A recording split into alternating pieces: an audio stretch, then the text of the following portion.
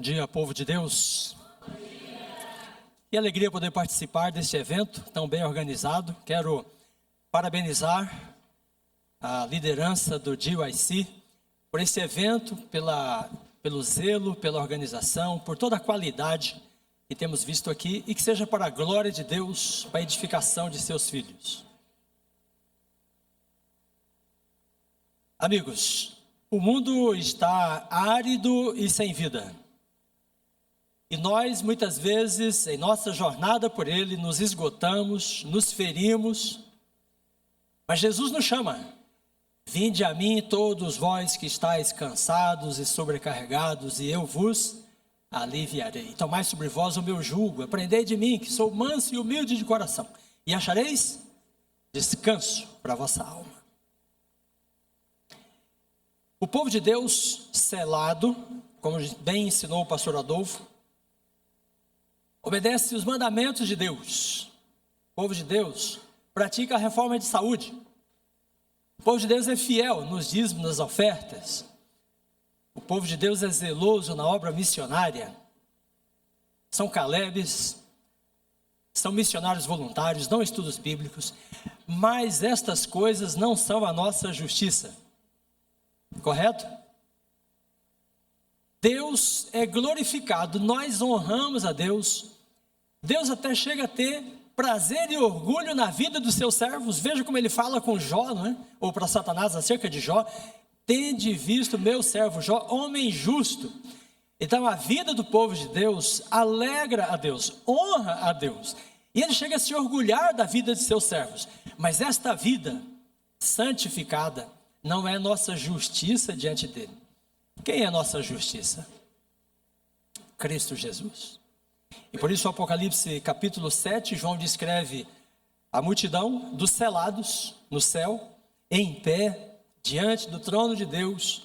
E daí tem uma conversa do profeta com um dos anciãos. E então o ancião diz assim: estes são os que vieram da grande tribulação. Lavaram as suas vestes e as alvejaram no sangue do Cordeiro. Razão porque se acham diante do trono de Deus. Então qual é a razão, qual é o motivo, né, pelo qual o povo de Deus é apresentado diante de Deus? Não é pela obediência, não é pela fidelidade, é pela graça de Jesus. E é esta graça que nos move, é esta graça que nos constrange, né? Esta graça que nos basta, nos motiva a obedecer, para honrar, para glorificar o nome de Deus. Muito bem. GYC, Generation Youth for Christ, geração de jovens para Cristo. Se você entrou nesta caminhada, se você começou esta jornada, sabe que ela fará grande diferença na sua relação com o mundo, com a cultura deste mundo, com os costumes, os hábitos, os entretenimentos. Esta caminhada da geração de jovens para Cristo, ou por Cristo, né, fará toda a diferença na sua relação com a tecnologia. E o povo de Deus, então, tem de se inteirar, tem de ser esclarecido pela palavra de Deus e pela mensagem profética acerca da sua relação com estas coisas, com a cultura, com os modos, com os costumes, com a comida, a bebida, as vestimentas, os adereços, com a música, com todo tipo de entretenimento. A palestra desta manhã toca nestes assuntos. Eu não vou falar sobre a nossa vida, a vivência, né, acerca dessas coisas no dia a dia, mas acerca da adoração a Deus, que incorpora, né, um pouco da cultura do mundo em que nós vivemos. Eu estou muito feliz de ver aqui nesta manhã esta orquestra maravilhosa, as músicas que foram executadas, apresentadas. Deus tem sido louvado. Eu raramente tenho falado sobre esse assunto, senão quando as pessoas que me convidam me pedem. Então eu vou apresentar hoje para vocês esse tema. Ele não deixa de ser polêmico em algumas coisas, em alguns aspectos, mas eu quero dizer para vocês que a palavra de Deus é clara, a palavra de Deus é objetiva em tudo que diz respeito à vida cristã. É verdade ou não é? Diga amém. tudo aquilo que diz respeito à nossa relação com o mundo, acerca disso também a palavra de Deus é clara, é lúcida. Mas nós temos de entendê-la, nós temos de estudar, temos de investigar, não é?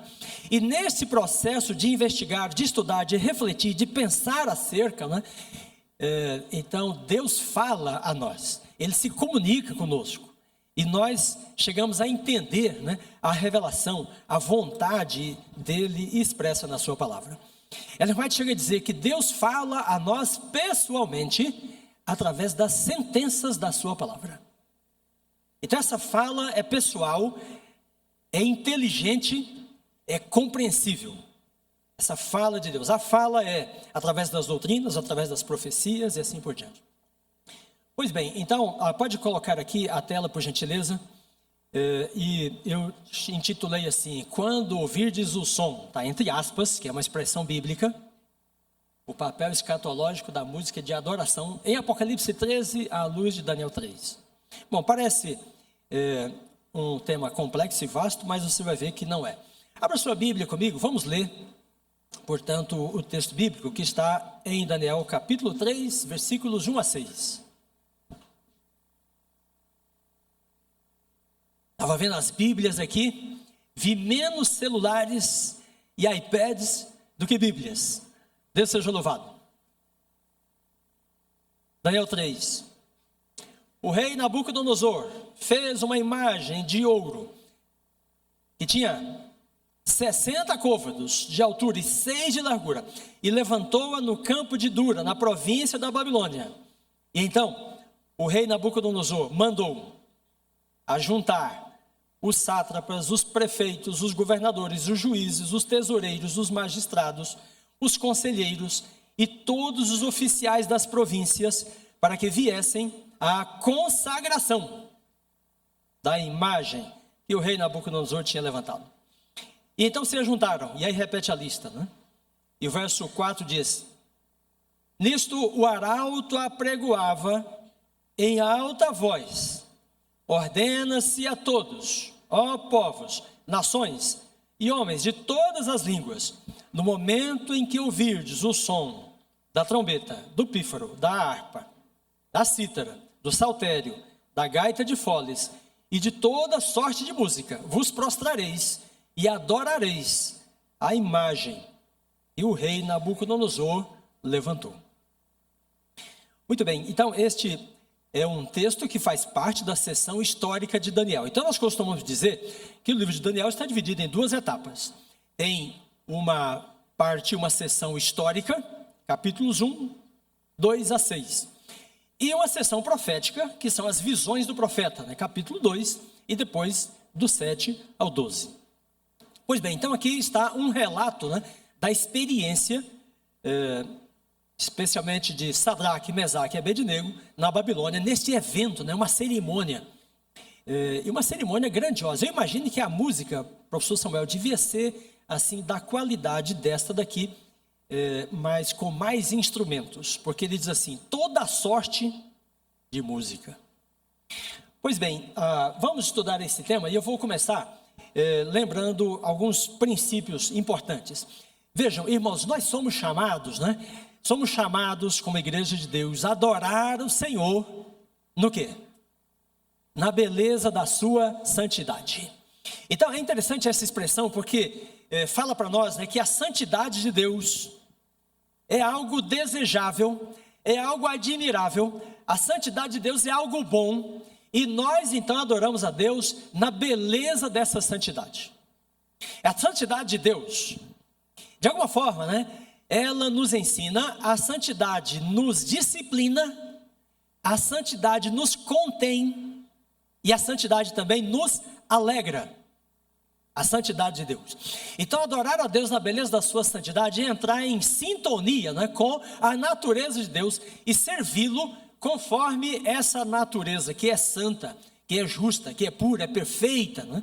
Então o povo de Deus é chamado a adorar na beleza da sua santidade.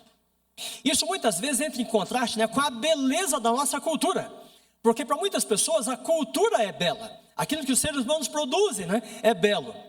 A arte, a estética, mas o povo de Deus é chamado a adorar na beleza da santidade.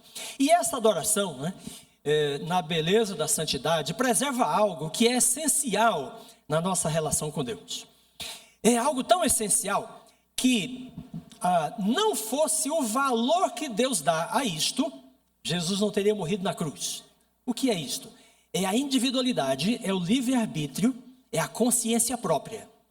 Então, adorar a Deus na beleza da sua santidade, quando nós temos a nossa natureza, de certa forma, disciplinada, contida, ensinada, a nossa individualidade, nossa capacidade de pensar por nós mesmos, essas coisas são preservadas.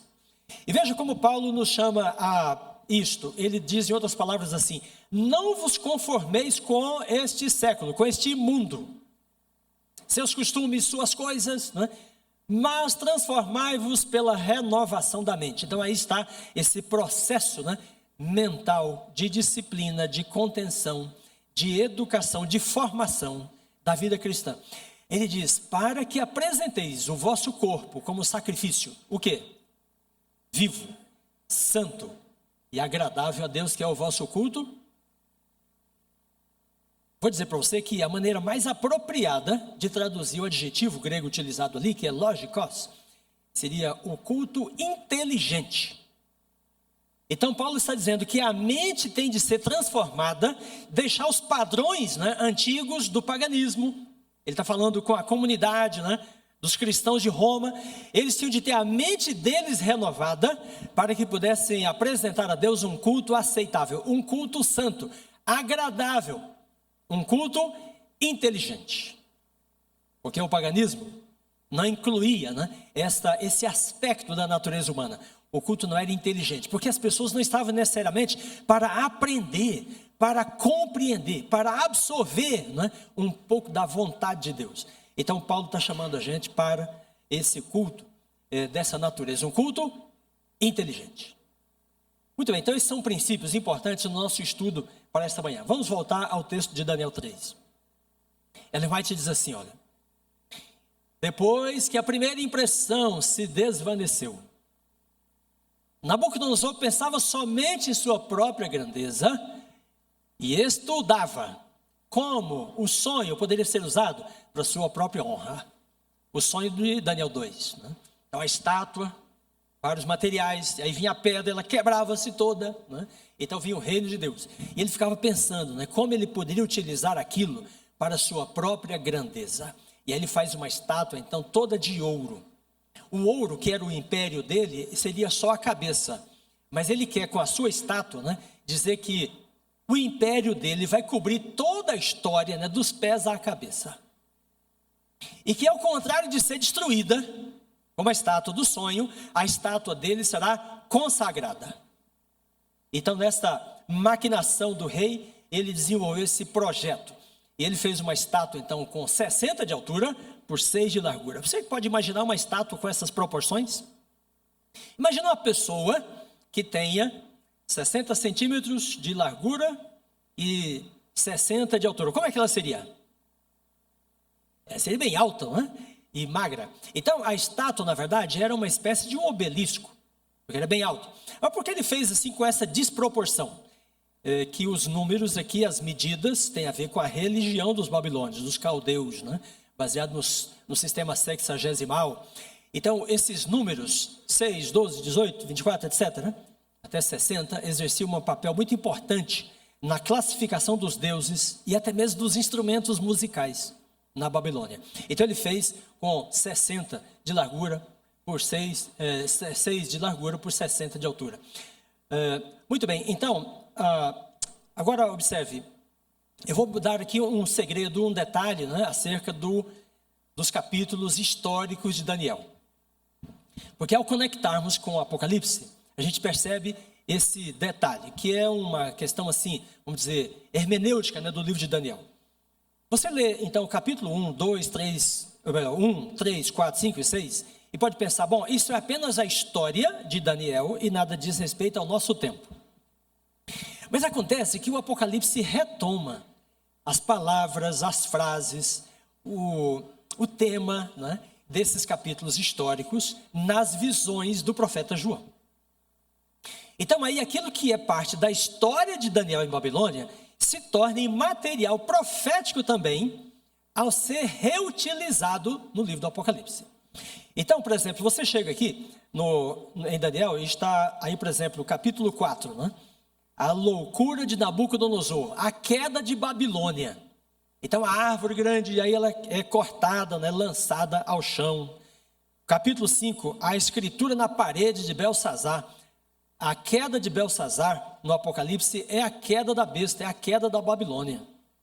No capítulo 6, Daniel na cova dos leões. Daniel é o homem puro, justo, sem mácula, sem mancha. A exemplo dos 144 mil selados no Apocalipse, que não tem mancha, não tem mácula, né? E esse homem puro e justo, então, é lançado na cova dos leões. Aqueles que não têm a marca da besta, porque têm o selo de Deus e são puros, são justos, não têm mancha, eles são perseguidos pela besta. Então, todo o relato histórico de Daniel é reutilizado no Apocalipse e assume um valor, o quê? Profético. Bom, então agora observem o que acontece aqui com esta passagem de Daniel 3. Então o rei fez uma imagem para ser consagrada e adorada por todos os povos. Eu coloquei aqui em grego para aqueles que estão familiarizados, e aí você vai ao Apocalipse, então você tem expressões equivalentes. Na verdade, as mesmas expressões. E aí então a segunda besta faz uma imagem da besta para ser adorada por todos os que habitam na terra. Então, ao utilizar essas mesmas palavras e contar uma história parecida em Apocalipse 13, João quer fazer você se lembrar de Daniel 3, como se você pudesse entender bem Apocalipse 13 mesmo, né? Quando você estuda junto com Daniel 3. E veja como repete, a palavra imagem 11 vezes. Então, Daniel enfatiza que é uma imagem, algo que foi feito, né, para ser adorado. E aí quebra, né, o mandamento completo. Não farás para ti imagem, nem as adorarás. E aí o rei então faz uma imagem para ser adorada. A segunda besta faz uma imagem, 3 vezes é mencionado, né, para ser adorada. Então o verbo adorar está 5 vezes em Apocalipse 13. Então, os 2 capítulos estão tratando de eventos muito parecidos. De forma que Daniel 3 aí passa a ser parte, né, da visão profética de Apocalipse 13. E também há um chamado para adoração, seguido de um decreto de morte. E Apocalipse 13 diz que aqueles que não adoram a imagem da besta poderão ser mortos. A ideia de totalidade, né? Então povos, nações e homens de todas as línguas. E Apocalipse 13 diz a todos, os pequenos e grandes, ricos e pobres, livres e escravos. Essa totalidade. Ou então Daniel 3 se projeta aqui como uma profecia, um evento histórico que tem um valor profético. Pois bem, quando você lê então com atenção Daniel 3, vai perceber que ele dá ênfase na imagem, na adoração, mas também dá uma ênfase especial na orquestra ou na banda, né, que o rei Nabucodonosor mandou que fosse ensaiada, preparada para a cerimônia. Então 3 vezes, Daniel 3, 4 vezes, versos 5, 7, 10 e 15. Então ele fala, ele conta a história, ele tem o cuidado de repetir, né? Quando ouvirdes o som, aí vem uma lista de instrumentos. Aí ele repete, quando ouvirdes o som, e vem uma lista dos instrumentos. E essa lista tem quantos instrumentos? Tem 6 instrumentos. Por que 6? Ele diz 6, não é? Mas depois ele fala assim, e toda sorte de música. Então, provavelmente houvesse bem mais do que isto, mas segundo o formato do relato da estátua de 60 por 6, aí ele nomeia então 6 instrumentos e diz, e toda sorte de música.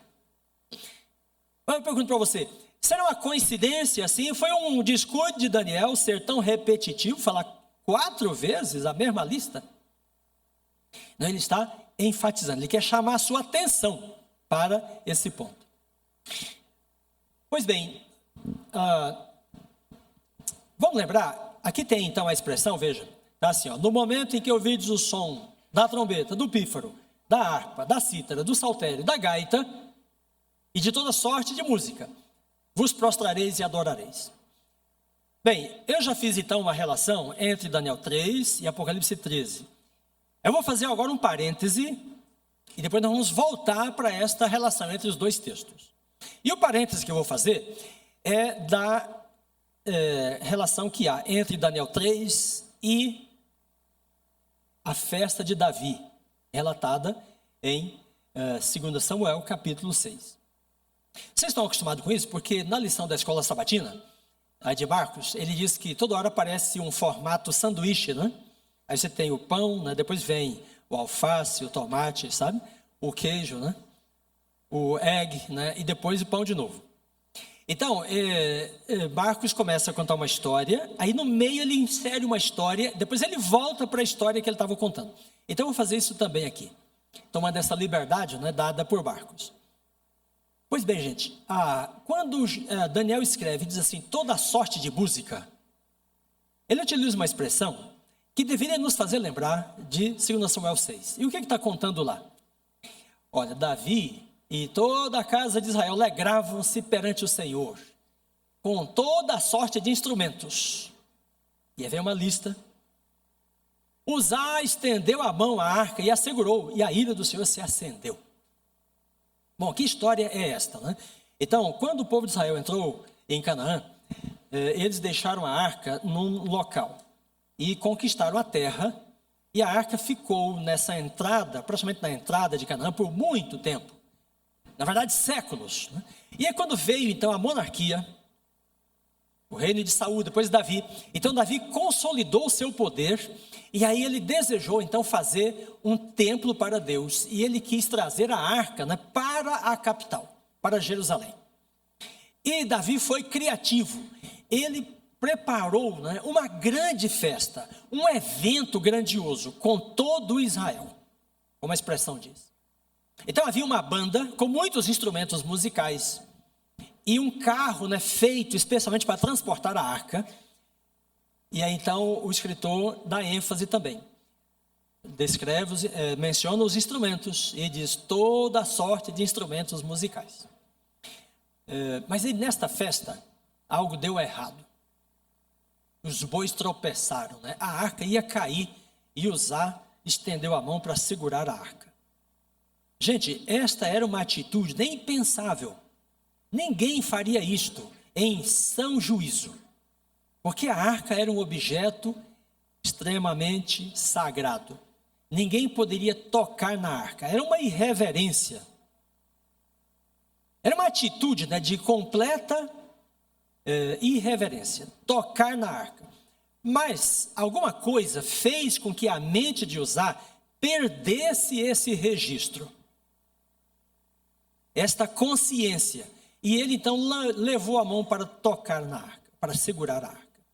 Então aí o Senhor lançou um raio que atravessou Uzá. Gente, imagina aquela festa, a euforia que estava, né? Davi e toda a casa de Israel alegravam-se. A expressão pode ser traduzida por dançavam.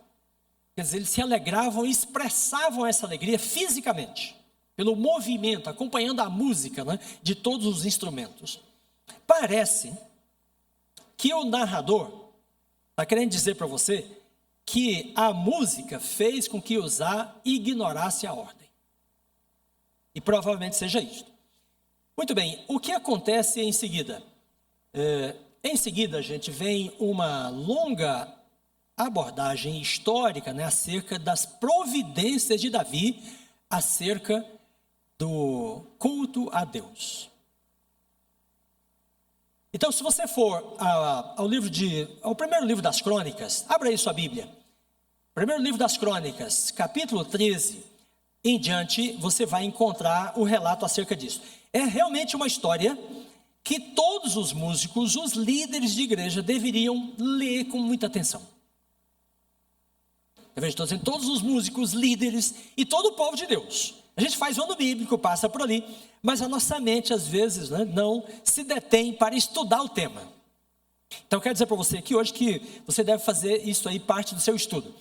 Então, vamos ler alguns versos aqui. Abra aí a sua Bíblia, primeiro livro das Crônicas, capítulo 13.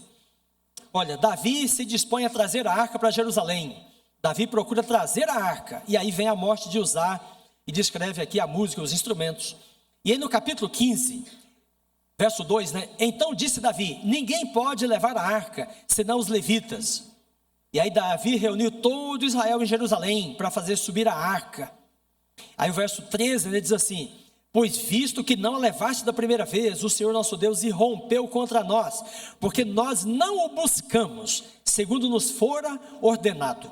Então a consciência de Davi, gente, se abriu para a questão da santidade, neste contexto.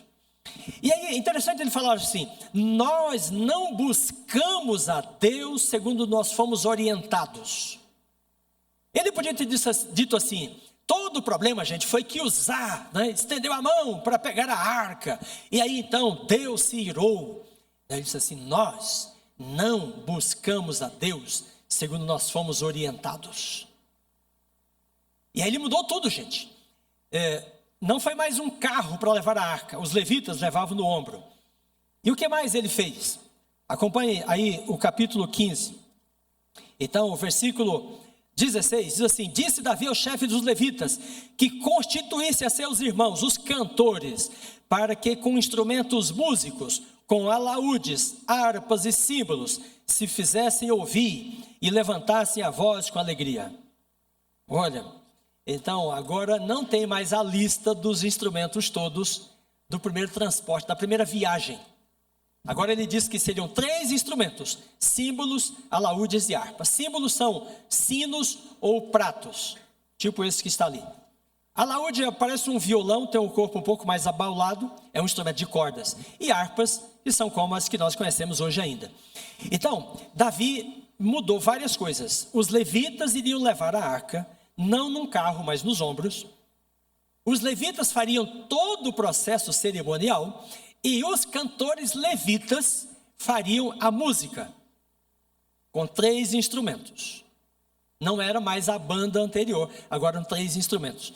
E aí, como é que o escritor qualifica isso que vai acontecendo? Veja, por exemplo, o verso 28, E assim todo Israel fez subir com júbilo a arca da aliança do Senhor, ao som de clarins, de trombetas, símbolos, fazendo ressoar alaúdes e harpas.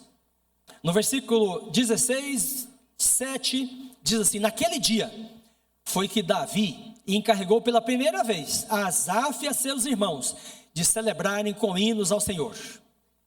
E aí vem um salmo, e o verso 29 diz assim, adorai o Senhor na beleza da sua santidade. Estou lendo em 1 Crônicas, capítulo 16, versículos 7 e 29. Irmãos queridos, vejam, Davi entendeu, após a morte de Uzá, que o culto a Deus não era como ele queria, como ele gostava. E eu suponho que Davi gostava de instrumentos percussivos do ritmo e gostava da dança, porque assim foi a primeira festa que ele preparou. Mas na segunda vez não foi assim. E ele disse assim, nós não buscamos a Deus conforme fomos orientados, por isso o Senhor irrompeu contra nós. E só depois de 3 meses é que ele voltou para esse empreendimento.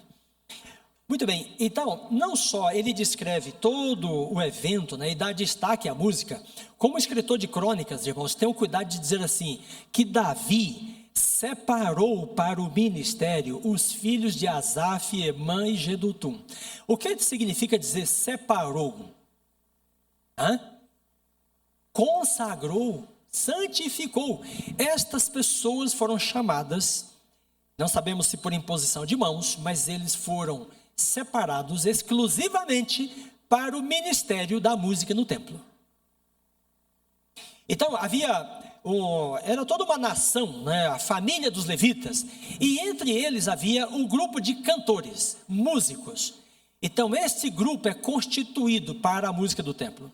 Veja ainda, capítulo 16 ainda, verso 42 diz assim, com eles, pois, estavam Emã e Jedutum, que faziam ressoar trombetas e símbolos e instrumentos de música de Deus. Olha só. Então, pela primeira vez na Bíblia, um tipo de música é qualificada, é adjetivada como música do quê? De quem? De Deus. Então, tem aqueles 3 instrumentos. Os cantores foram separados. E agora então o escritor diz assim: eles faziam ressoar instrumentos de música de Deus. É diferente da música do Mar Vermelho. É diferente da música do Monte Sinai, em torno do bezerro de ouro. E é diferente da música da primeira banda, quando Davi queria transportar a arca. Qual é a diferença? Não é fácil de dar essa resposta. Vejam ainda, 1 Crônicas capítulo 23.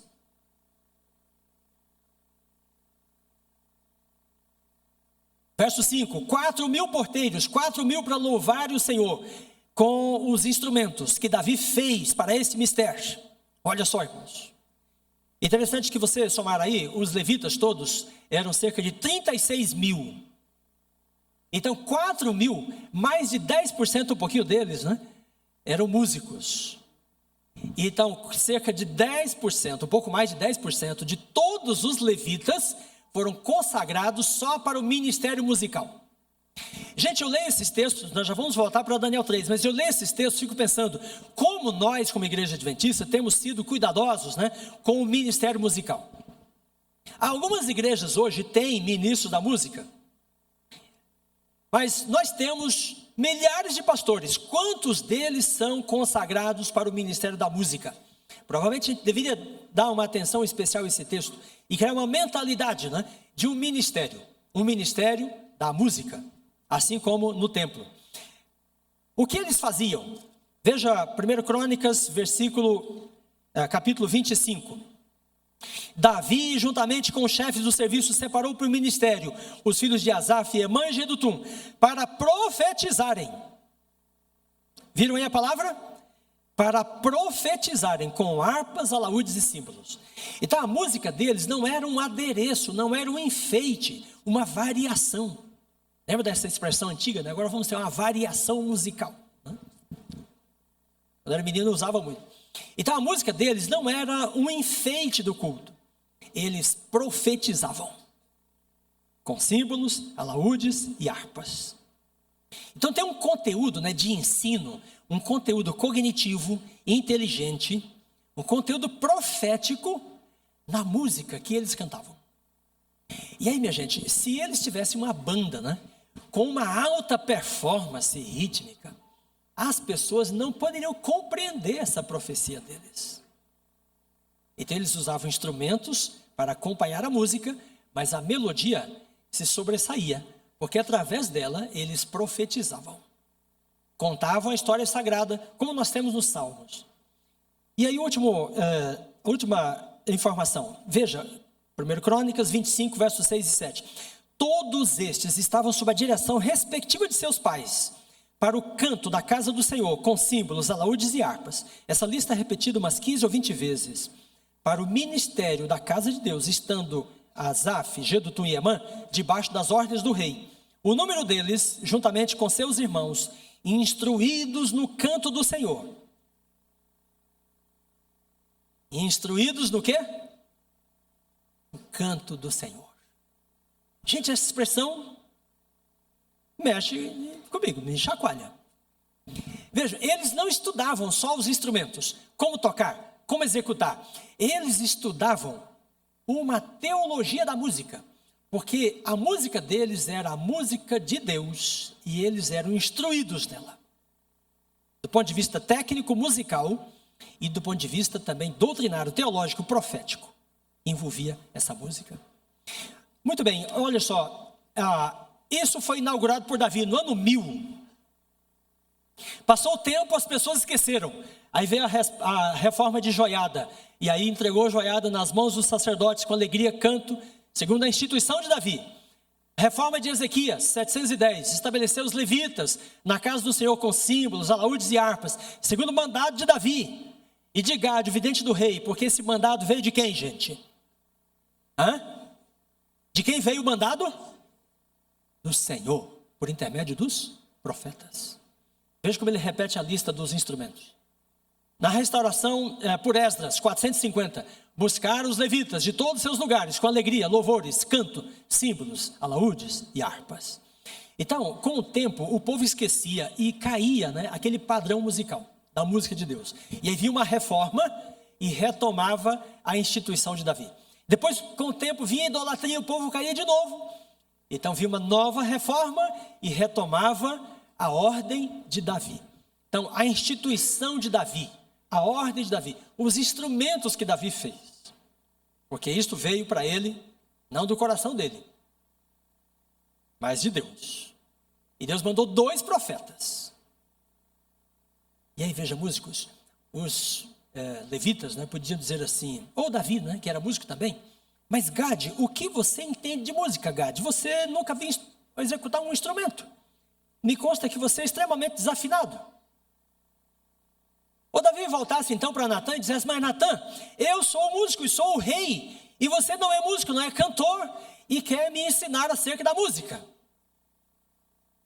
Mas Natã tinha audiência direta com Deus.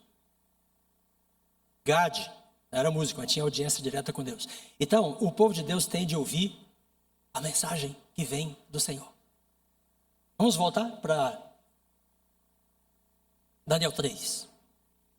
Então, Daniel 3 tem toda a sorte de música, semelhantemente a toda a sorte de música na festa de Davi. E depois vem toda essa história que nós desdobramos. Minha gente, vejam o que diz esse comentarista. A designação feita por Davi, de que os levitas ministrassem a música e o louvor a Deus, marca um significativo avanço na história da adoração. Os músicos instruídos a exercer o ministério no tempo de Davi e Salomão marcaram uma distintiva mudança na história da música hebraica. Então, quando você vê Miriam, né, com os tambores e a dança depois do Mar Vermelho, é a mesma música que Israel faz ao bezerro de ouro, gente, em Êxodo capítulo 32. É a mesma que Davi faz para levar a arca. Então, isso que dele fez por orientação dos profetas, marcou uma mudança na música hebraica e na história da adoração. A falta de menção de um amplo grupo de percussão, bem como a ausência de corpos e dançarinos, pode ser uma tentativa de evitar semelhança com as formas pagãs de adoração.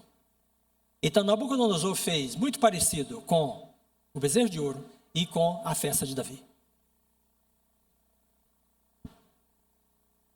Bom, você pode falar desse assunto e a pessoa vem para você e fala assim, mas o Salmo 150 diz, adorai o Senhor com adufes e danças. Então, toda essa história aqui parece não ter sentido. Adorai o Senhor com adufes e danças.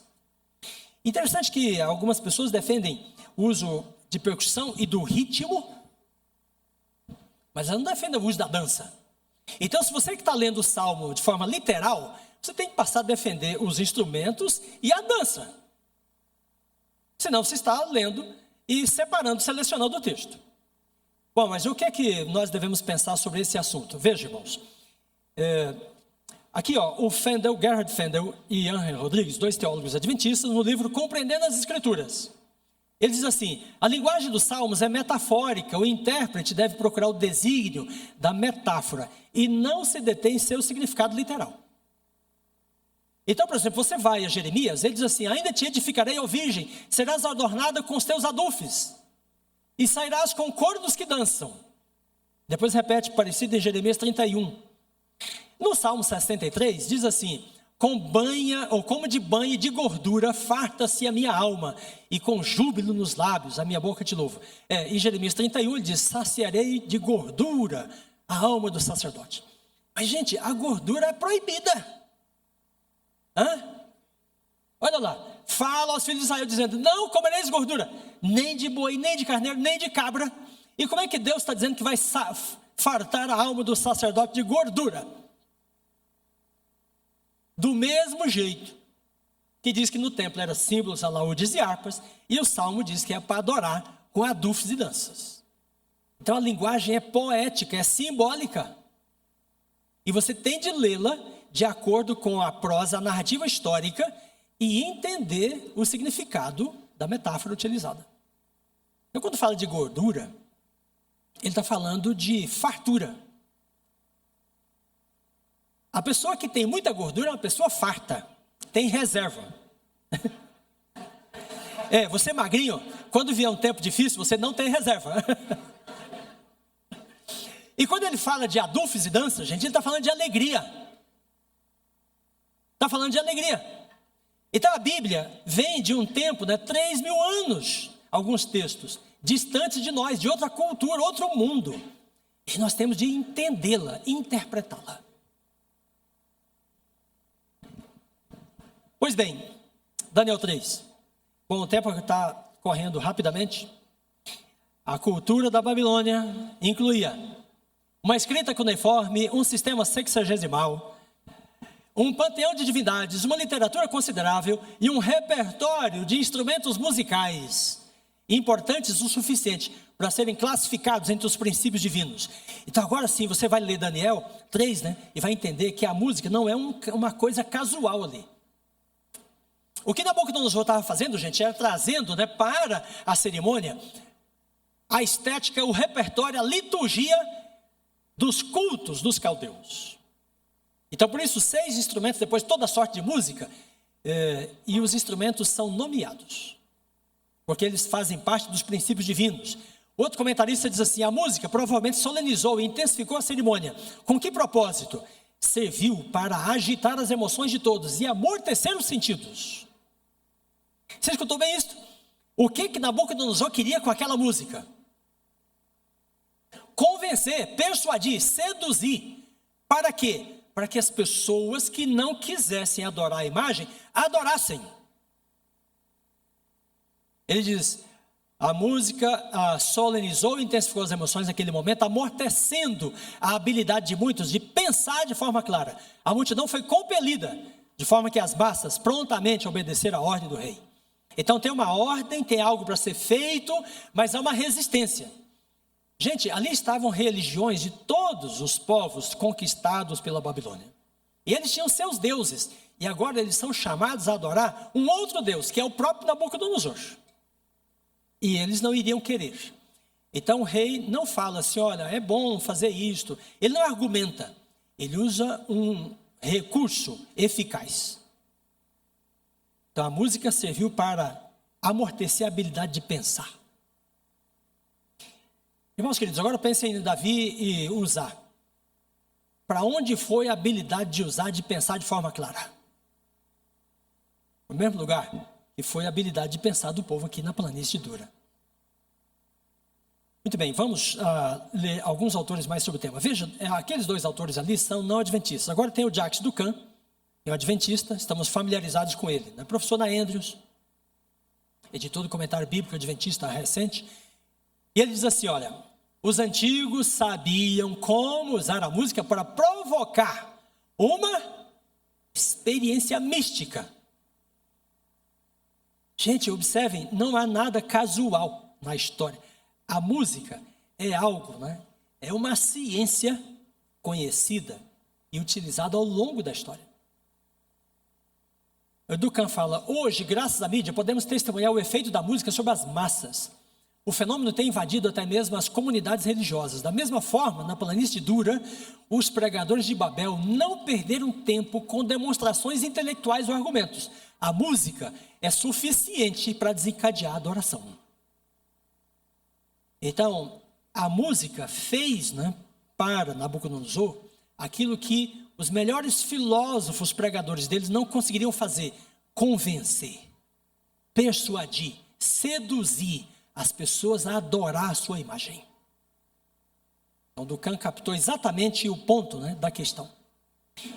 Mas não são só os comentaristas. A profetisa também fala.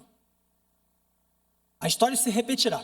A falsa religião será exaltada. O primeiro dia da semana será exaltado como foi a imagem na antiga Babilônia.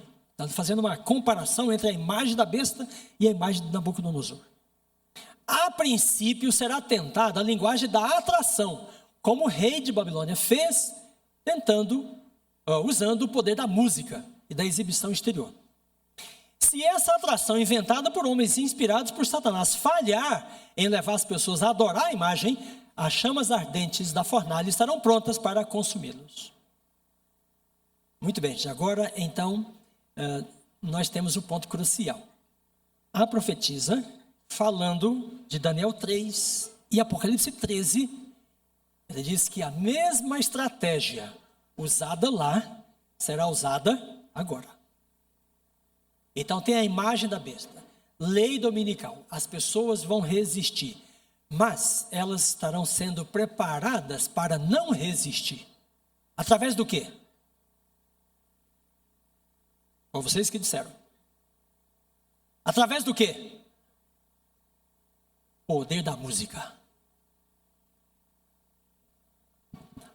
Muito bem, então agora nós podemos voltar aqui aos textos, porque veja, Apocalipse 13 não fala de música. Mas os dois textos parecem que se repetem. Então, este texto aqui é usado como pano de fundo para esta visão ali. E os profetas se complementam. Então, o que João não falou, Ellen White fala. Ele não percebeu, não foi um ponto, né, importante na visão dele. Mas aí vem a profetisa e complementa a visão. E ele diz, então, o poder da música será usado como um poder de atração e sedução. E aí, minha gente, nós podemos ir ao Apocalipse 13, né? E diz assim, seduz aqueles que habitam na terra, por causa dos sinais. Então, é uma performance da segunda besta, né? Que caminha para a sedução, cujo objetivo, cujo projeto é seduzir, enganar, envolver, ludibriar, persuadir, arrastar, né? Aqueles que porventura resistam para o culto, a adoração à imagem da besta. Muito bem, vamos ler mais alguns textos da profetisa? Olha, o lar adventista. A visão de um desses grupos me foi apresentada e uma pessoa achava-se a um instrumento de música e cantavam canções tais que faziam chorar os anjos da guarda. Havia ruidosa alegria, riso vulgar, abundância de entusiasmo e uma espécie de inspiração. Mas a alegria era daquela espécie que Satanás unicamente é que é capaz de provocar. Do que ela está falando aí? Um movimento fanático. Interessante, gente, que antes do surgimento do culto pentecostal e da renovação carismática, houve uma tentativa, em vários momentos da história adventista, tanto milerita quanto adventista, sabatista, de inserir, introduzir o pentecostalismo no movimento adventista. E esse movimento da chamada carne santa era um deles, foi um deles. Bom, então, ela fala desse assunto, ela se demora um pouquinho acerca do aspecto doutrinário envolvido, né, de se ter a carne santa, etc. Mas a maior atenção dela, irmãos, não é ao assunto doutrinário. A maior preocupação da profetisa é com relação à estratégia utilizada pelos movimentos fanáticos, que era o uso da música. Por quê? Porque tem algumas resistências que devem ser quebradas. Se você tomar o CD Ellen White Writings, então lá tem um comentário contextualizando, né, esta fala dela, e diz assim, ó, o ensino fanático da carne santa se manifestou em 1900, no estado de Indiana, sob a liderança do presidente da associação local e seus obreiros. Testemunhas relataram que em seus cultos os fanáticos promoviam um elevado tom de excitação por meio de instrumentos musicais, como órgãos, flautas, violinos, pandeiros, trombetas e até mesmo um grande tambor. Eles buscavam uma demonstração física, gritavam, oravam, cantavam, até que na congregação alguém caísse prostrado inconsciente. Então, essa performance musical leva a um amortecimento dos sentidos, até que alguém caísse prostrado, inconsciente. E aí, então, tinha transformado na carne pecadora para a carne santa. Você acredita que a música pode fazer você de pecador a santo? Os fanáticos acreditavam. Muito bem, então veja ali, um elevado tom de excitação e uma variedade musical. Bom, eu estou mais ou menos convencido até aqui, irmãos, de que a história de Davi, da arca, e depois aqui em Daniel 3, né, e também do que Ellen White fala dos movimentos fanáticos, provavelmente o que nós devemos extrair dessa história toda, né, é que as músicas com predominância no ritmo, são o objeto a ser atingido aí. Então, quando falo da história de Davi, a ênfase está na demonstração física, na dança produzida por aquela música, com a variedade e instrumentos utilizados caracteristicamente para se enfatizar o ritmo, sobressair o ritmo, tipo a melodia e a harmonia. Então, vamos pensando sobre isso. Estou caminhando para a conclusão. Veja, Ellen White ainda. As coisas que descreveste em Indiana, lá no congresso dessa carne santa, revelou-me que haviam de ter lugar imediatamente antes do fim do tempo da graça. O que ela está dizendo, gente? Que aquele fenômeno, aquela característica cultica, litúrgica, musical, voltaria à igreja de Deus, não ao mundo, mas à igreja de Deus, no fim do tempo. Então, é uma coisa que está profetizada, está anunciada. Demonstrar-se a tudo que é estranho, haverá gritos com tambores, música e dança. Os sentidos dos seres racionais ficarão tão confundidos que não se pode confiar neles quanto a decisões retas. Isso será chamado o quê? Isso será chamado a operação do Espírito Santo. Minha gente, veja, o povo de Deus é chamado a adorar o Senhor na beleza da sua santidade, para preservar a sua mente, seu discernimento, sua capacidade de entender, de pensar, o processo cognitivo. Mas aqui é para outra direção. Então, os sentidos dos seres racionais ficam confundidos com essa exuberância musical. E de novo, na fala dela, tambores e dança, aqui está destacando, o princípio deve ser a questão do ritmo. Bom, ainda, mensagens escolhidas, nessas demonstrações, acham-se presentes demônios em forma de homens, trabalhando para tornar a verdade desagradável às pessoas sensatas. Minha gente, que coisa! Os espíritos das trevas trabalham através de uma possível música para tornar a verdade desagradável, para as pessoas ficarem preguiçosas de pensar. Para elas, em vez de terem resistência a adorar a imagem da besta, elas passam a ter uma resistência à verdade divina. O Espírito Santo nada tem a ver com tal confusão de ruído.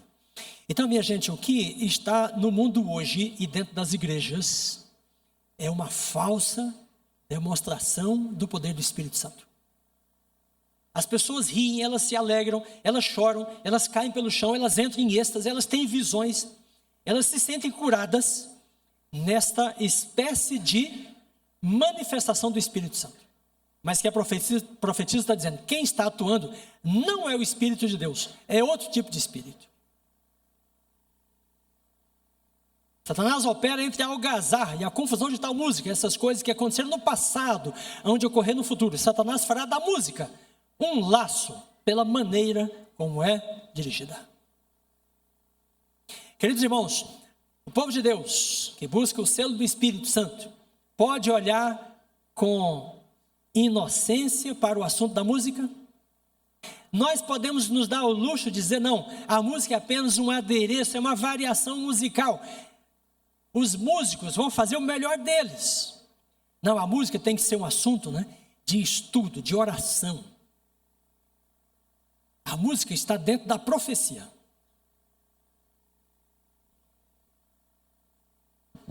Pois bem, vejam o que alguns autores dizem. Eu vou tentar ser um pouquinho mais prático dessa questão do ritmo. Então veja, Eric Hobsbawm é um historiador, história social do jazz. Ele diz assim, o ritmo é o componente dominante da música contemporânea. Então, melodia, harmonia e ritmo. Então, desses três, ele diz que o ritmo se sobressai na música contemporânea. Ele está falando do jazz, Mas no contexto do jazz vem vários outros estilos musicais. Esses outros autores aqui dizem, a música pop é feita para a dança, usando batidas e ritmos destinados à dança. Então, eu diria que a nossa atenção provavelmente deve ser dirigida para aquilo que nós podemos chamar de estilos pop. Os estilos pop são a força crucial da contracultura, que é um fenômeno secular, e são também cruciais na renovação carismática e no movimento pentecostal. Esses dois movimentos entraram em todas as igrejas, as que falam em línguas e as que não falam. Então os hinos caminham, né, para assumir a configuração, a estética, a semelhança, a performance dos estilos pop, com predominância no ritmo. Esses outros autores aqui dizem: a música pop foi influenciada pela maioria dos outros gêneros populares, obtendo o uso da harmonia dos vocais da evangélica e do soul, a instrumentação do jazz, da country, do rock e a orquestração da clássica e o andamento do dance music, sendo sustentada por elementos rítmicos do hip hop. Bom, aqui é um mar de informações e nós não podemos ignorar. Nós temos de saber pelo menos o básico, o mínimo, para poder reconhecer o que pode ser música para Deus e o que não deve ser música para Deus e nem para a igreja. Porque há uma música que preserva as nossas categorias mentais, nossa habilidade de pensar, e há músicas que destroem essa habilidade, a ponto de a verdade ser desagradável para a mente. Então o povo de Deus que caminha, né, para o selamento, precisa ter a sua mente lúcida para entender a vontade de Deus, a palavra dele, a verdade dele, nesse tempo tão crucial. Então, minha gente, quando comparamos os dois textos, a música é usada para amortecer os sentidos no nosso tempo. É a profecia que está dizendo. Começou com Daniel, com o Apocalipse, depois Ellen White, e os comentaristas, e aí nós temos de ouvir. Veja, eu coloquei aqui esta imagem, e a fala de um pentecostal. Um renascimento espiritual está ocorrendo, e o Espírito Santo está na raiz disto.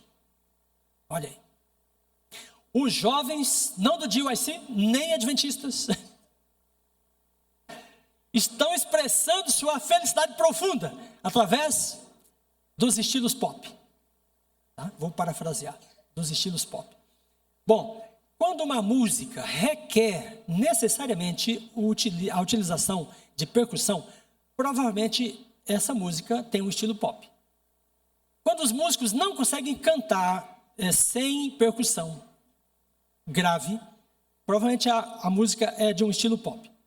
É verdade que uma pessoa muito hábil pode produzir ritmo para dança só com o instrumento aqui.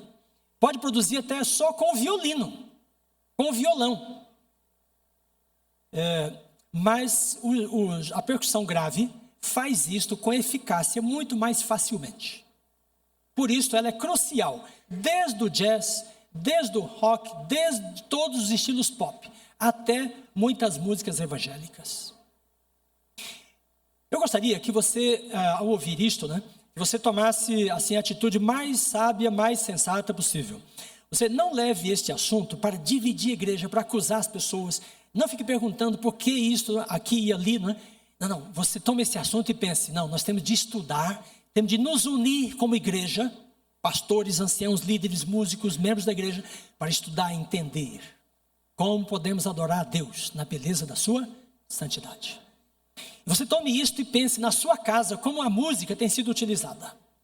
Porque, gente, vejam, há algum tempo atrás, as pessoas escutavam durante o dia o cântico dos pássaros, os sons da natureza, né? E então começaram a vir as tecnologias e a música então foi colocada. E as pessoas passam o dia todo agora escutando música.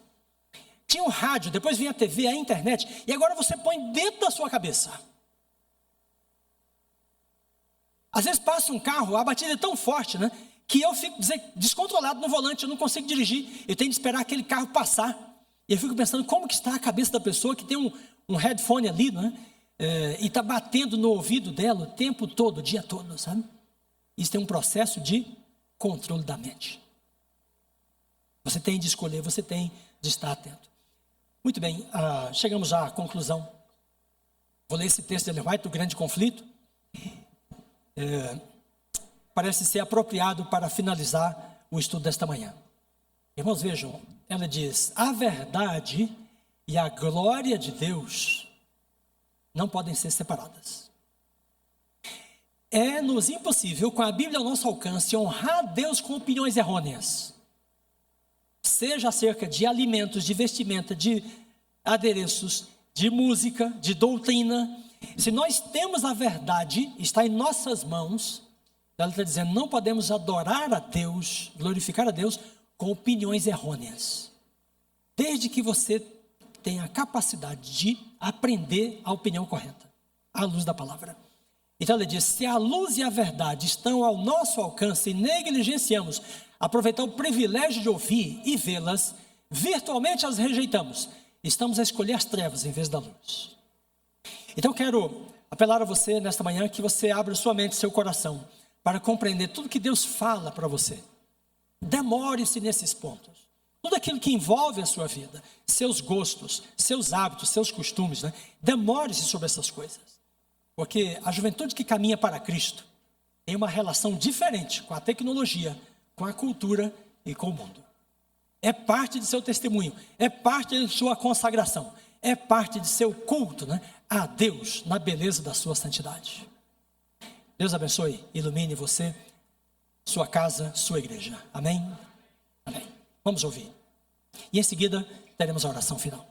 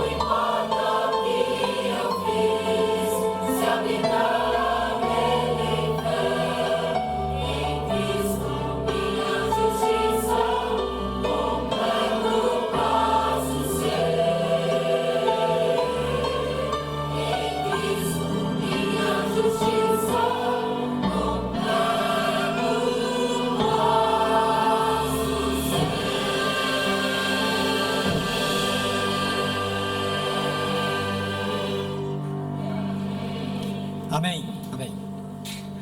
Vamos ficar em pé para orarmos a Deus. Oremos.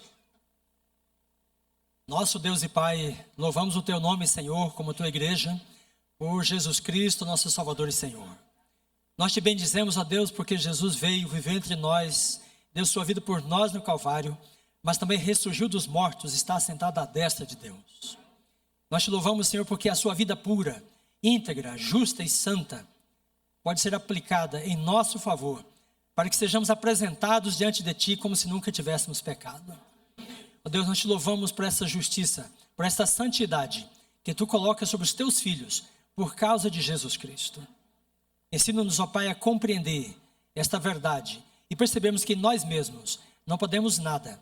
Nós somos pecadores indignos, mas em Cristo somos mais que vencedores. E ó Deus, e em Cristo, justificados e santificados, queremos adorar o Senhor na beleza da tua santidade. Abençoa, Pai, a tua igreja, cada família, cada pessoa do teu povo aqui presente nesta manhã. Dá-nos, ó Deus, a compreensão, o discernimento da mensagem profética, das verdades que tens comunicado através de tua palavra, e que nós sejamos fiéis em cumpri-las. Ó Pai, vivemos em um tempo de muita música, muita cultura musical, muita liturgia musical. Meu Pai, nós queremos fazer tudo o que fazemos para a tua glória e para a tua honra.